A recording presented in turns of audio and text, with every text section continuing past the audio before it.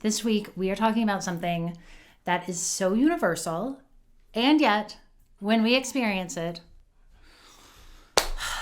it can feel like we are the only people on the planet who have to deal with this, and it has kept so many of us from doing the things that we want to do in our lives with our time, with our ideas for so long.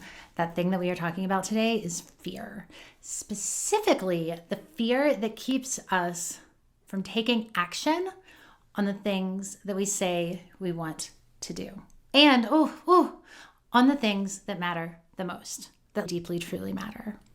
I know that you have experienced this fear. I experienced it multiple times today. I'm recording this at 3 p.m. and I had a moment this morning where I needed to look at something and I just did not want to. And what I knew was, I could put off doing this for the rest of my life. Does that sound familiar? And what I also knew was, this is fear, and it doesn't have to be real, and it doesn't have to be the boss of me. So today, I want to talk through what's happening with the fear, why trying to beat the fear up is the wrong tactic, what to do instead, and then actually give you the specific steps to walk through in the moment when fear is showing up between you and the thing that you want to do. So let's get into it. I also want to let you know, if you like what you hear, I have created a cheat sheet for this week's episode that will walk you through the steps that I recommend you taking to address, deal with, manage your fear. And so you can click on the link in the show notes to download that. And it's something that my goal is that it becomes this great resource for you that you can use over and over and over again, especially in that moment. There can be that bigger cloud of fear, but what I want to think about is the fear that is showing up in the moment and is making a difference on whether or not you take action on what you want. So not the fear that comes when we're taking a walk or taking a shower or thinking about or talking about something, but like, I want to do this, and you sit down and then you don't. Oh, I thought that was just procrastination. Yeah, there is so much procrastination that comes from fear. There is so much fear-based procrastination out in the world. So this is going to be one way too for you to beat procrastination. And here's my promise to you, that by recognizing it as fear, when the fear is showing up, and by walking through the steps that I am going to share with you today, that fear is going to stop having so much power over you. I promise. Is it all going to go away? Can we take the power of fear away 100%? No. Can I promise that the fear will not keep coming back? No, because fear is a biological part of being human. Our brains, we have an amygdala, it creates fear. It's just what it does. And we actually don't want the fear to go away. What we're going to do instead is learn how to be with that fear, which is really just learning how to be with ourselves and how to take action despite it, without demanding that it leave the room before you can take the steps you want to take. First thing I want to address is that this fear that you have feels so deeply personal, so personal. And I am saying this as somebody who experiences fear all the time, who has also grappled with a lifetime of anxiety, nearly a lifetime of undiagnosed ADHD, a very poor relationship with alcohol, which does nothing to improve that ADHD or that anxiety. And so I am saying this to myself too. The times when that fear shows up for you is going to be different than when it shows up for me or than when it shows up for someone else, which is another part of why it feels so personal. But I want you to know this, and if you take away nothing else, walk away with this, is that everything that you experience, other people experience too. Not only do they experience it, but it's actually this one thing that we all have in common. It's just that nobody's talking about it. Nobody's saying it out loud. Nobody is like, oh my God, I almost couldn't check my bank balance this morning because I was so afraid that I wasn't going to be able to cover this month's bills. And what I believe is that if we all talked about it out loud a little bit more often, then we would be able to figure out how to regain our power. Now, Why do I not want you trying to beat up fear or kick its butt? We can get all Rocky Balboa on it, which would be great. If we could just 1-2 punch it out and be done with it and move on, that would be fantastic. But every time you try to fight the fear, all you end up doing is making it more powerful because you're giving it your attention, and everything you pour into it, it is going to give back to you exponentially. So if you go into fear angry and feisty and just wanting to set it on fire and kick it out the door and just pour all of that aggression into it, all that's going to do is going to make that fear bigger. Think about your fear as a little flame, and you show up and you are doing all this stuff, but you're creating all this air and you're bringing all these new things into the situation, and maybe there's like a little bit of gasoline that you pour onto that fear. That's not going to put the flame out, and it's not going to help you separate yourself and your being from that fear. I wish it would. We have been taught so much that being disciplined and diligent and aggressive and hard and going hard and living up to everybody's expectations and I am fearless, we have been taught that that is the quote right way to be. At times, you can fake it till you make it, and if that works for you, great. Being that way in the past has worked for so many of us, and it has gotten us great things in our lives. It's also created a ton of safety for us in our lives, especially in our childhoods. And I want you to know that now, as an adult, there is a better way forward for you, a more loving way forward, and a more sustainable way forward that is so much easier for you to live because you are not pouring all of your energy into fighting the fear. And so instead, you learn to work with it. And then on the other side, you actually have energy left to be in your life. Yes, please. So I want to give you a metaphor for how to think about fear. This is one of my favorite ways to envision fear and envision how I want to be in relationship with my fear. Because we have to trust that our fear actually thinks it's doing us a favor. Our fear has, y'all, the best of intentions. And there are theories out there that part of the reason that fear exists around things like, sending an email or responding to a text message or going somewhere or trying to parallel park a car, all the reasons that fear could show up. One of the theories is that our world has evolved faster than our brains have. And so our brains have all of these caveman-inspired mechanisms, all these things that they do, all these automatic processes that we no longer need. So we're having to find new ways to deal with them. And we know that an email is not the same as a dinosaur. Yes, we know that. But listen, in that moment when you get the email that is like, oh my God, I can't believe I have to deal with this now. What am I going to do? We've all gotten that.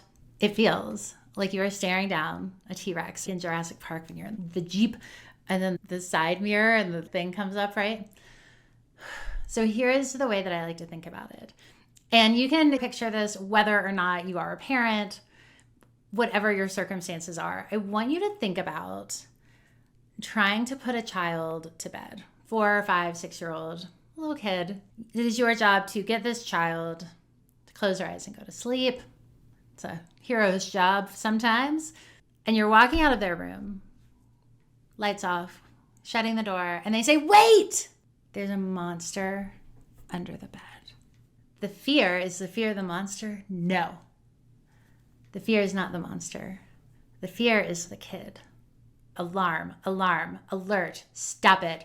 Oh my God, what's going to happen? This is dangerous. I can't be by myself. Oh my God. Now, I want you to take a minute and think about what would you do if this was a young person that you cared about. It was your responsibility to get them to close their eyes and go to sleep. What are you going to do? Do you have your answer? Hold that in your brain. Just picture it. Here's what I bet you're not going to do. You're not going to go punch that kid in the face because that's not going to help anything. You're not going to tell the kid that they are the stupidest, dumbest, most worthless person in the world. You also aren't going to jump onto the bed and be like, oh my God, there's a monster under the bed. What are we going to do? What are we going to do? Another thing you're not going to do is set the entire room on fire. Nope. Certainly not. You're also not going to take that kid and be like, well, you don't have to go to sleep anymore. You are 100% right and come with me. We're not going to do any of that, are we? Probably going to do something that looks a little bit more like what's over here, which is go offer that child some comfort, give them a hug. You might take a flashlight or your phone and look under the bed and let them look under the bed with you to see that there's no monster. You might turn on a nightlight. You might read them a story. You might sing them a song. You're going to tell them that it's okay and that you understand that they're afraid. And maybe they saw something or heard something, and I get it. That might be scary. You might offer to sit with them for a while and scratch their back until they fall asleep. Remember, the kid is the fear. The monster under the bed is the email. Not setting that bed on fire, are we? You are the capable, discerning, logical, rational adult in the room. What we want to learn how to do is be with the fear in a different way. Whatever you give to the fear is going to come back at you exponentially. So if you offer that fear loving, kind comfort, witnessing, acceptance, that's going to come back to you. If you say to that little kid, you know what? It's okay. You're going to be okay. That monster, that's not a real monster. It's not, there's nothing scary happening, but I understand that you feel so afraid. And so let me do what I can to calm you down. That is going to come back and it's going to be pouring into you. And what a gift to give that to yourself instead of exhausting yourself trying to fight this pretend monster that was never there in the first place. Now, some of y'all might be thinking right now, but Tiffany, listen, I have a real reason to be afraid of that email. Yes, okay. Life is not always full of good news. Sometimes stuff happens that we need to respond to. And this is where I want you to call on your radical self-belief. This is where I want to call on trusting yourself and trusting that no matter what happens, you are going to be able to figure it out. You are going to be able to figure it out as you go. Breathe into that. Because that becomes the thing that carries you forward. And whatever is in that email doesn't destroy you. It might temporarily throw you off track. I'm not saying not to have get in your feels about whatever the email says. We don't have to love it. But you also know you'll figure it out and you'll be okay. So how do we deal with the fear when it's in the room? Okay, step number 1. Think about what you want and be specific. What is the action that you want to take that fear is in your way of? So this isn't, I want to speak my truth. It's, I want to be able to tell this person how I really feel. I want to be able to say no and step away from coaching that team at my kid's school.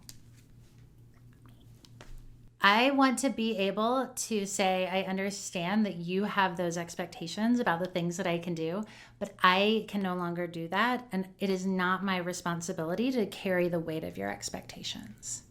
Get specific. And after you get specific about what you want to do, identify why you want to do it. Why does it matter? Why is it important? Here's a hint. It probably has to do with integrity. It probably has to do with your values, and it probably has to do for you with a deep sense of what's necessary and right. And so we need to understand, what is your goal? Because the goal is not to eliminate the fear. Not the goal. That's a happy little byproduct, but that fear is going to come back. Also notice, where is your desire bigger than the fear? Why do you want what you want? The next thing I want you to do is decide what the first next right step is. Again, I want you to be specific. So decide what that point of action is going to be. Part of what happens with fear is that as we take action towards whatever it is that we're building, it starts to dissipate. It gets more and more and more and more and more, and then it goes down. And we get over that initial roller coaster hump. But the whole way up, we're dreading it. I want you to think small and ideally something that you can do in under 3 minutes. We are talking quick action. Step 3. I want you to lean in to the fear. I want you to consider the worst case scenario. I want you to think about what happens if the kid in the bed, what happens if you shine your flashlight under there and there's a monster under the bed? A rat? Ugh. What would you do then?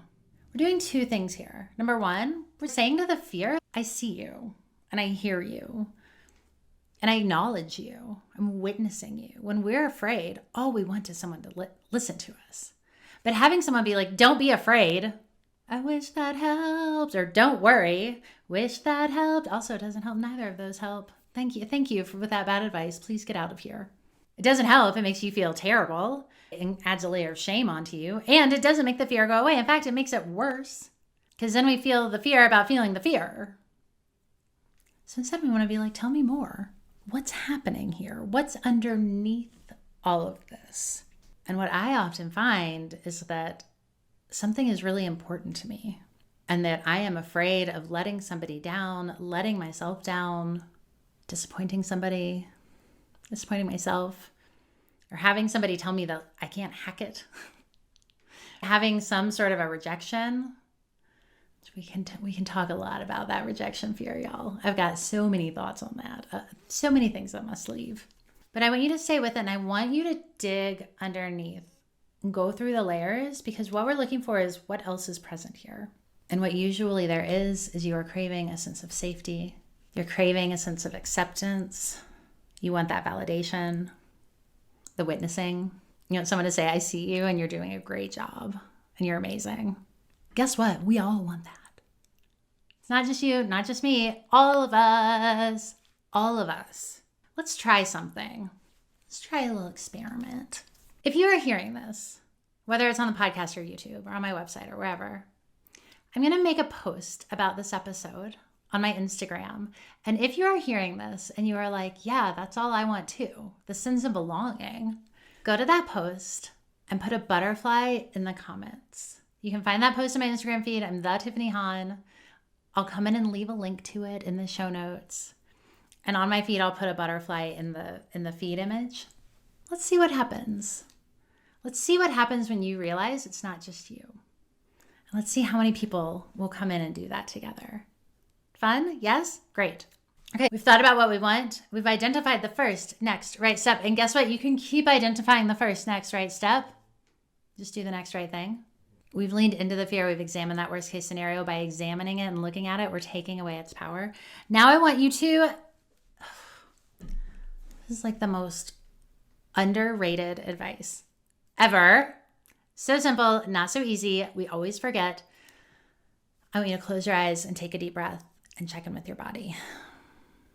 That's the whole step 4. Here's why I want you to do that. Number 1, it lets you see how you're feeling. But number 2, when you see how you're feeling, when you deliberately breathe, you're depowering that fear even more. You're getting out of your head and into your body. You're also saying to your nervous system, I am safe. When we are actually in a fight or flight scenario, we're not breathing deeply. We're not closing our eyes. We're not connecting with our body. We are like, get out of here. That T-Rex is behind me. Go. And finally, step 5, do the thing. And listen. Do it uncomfortable. Do it. Even if your heart is in your throat, even if you're like, oh, I don't know, Tiffany, this is so hard. Yeah. You've identified the first, next, right step. It's going to take under 2 minutes. Just take that step. And then if you need to hide under your desk or take a walk or go scream into a pillow or whatever, or eat some Kit Kats, great. Go do that next. Do it uncomfortable and get it done, because 2 things.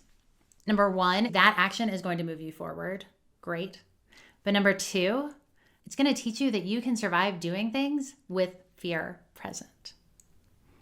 Because guess what? You have survived every hard thing life has handed you up until this point. Let's celebrate that. What a joy. What a gift. So that's what you do with the fear. Now, it's going to come back. Oh, I must have failed because fear came back. No, it's just what happens. It's just what happens. And you might find other tricks that you can play with the fear, and you might have other strategies, and that's great. But you can also just lean back on this if you want to. That's also okay. No wrong answers here. You are stronger than you realize. I can't wait to hear how this goes. Let me know. Lean on it. Do the butterfly comment in the Instagram post. You're amazing. I'll see you soon.